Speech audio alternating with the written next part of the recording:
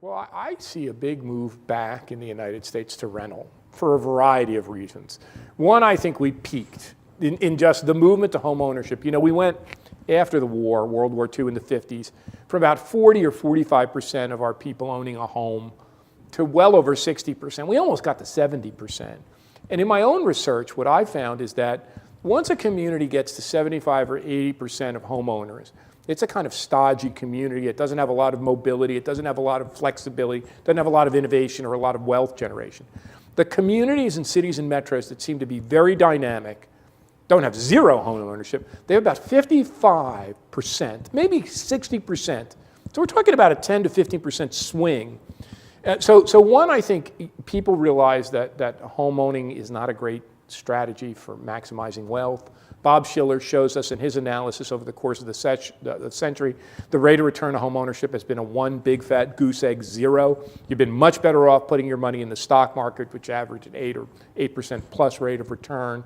Rob says, you know, do you really want to keep your money in this undiversified, you know, illiquid asset? No. But we've also seen among young people a preference for rental.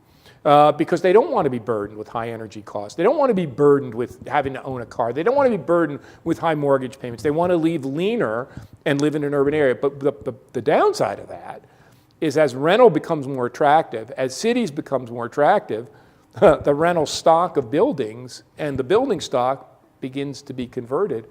You know, one of the places people say they can make money today in housing is in high to middle income rental, multifamily.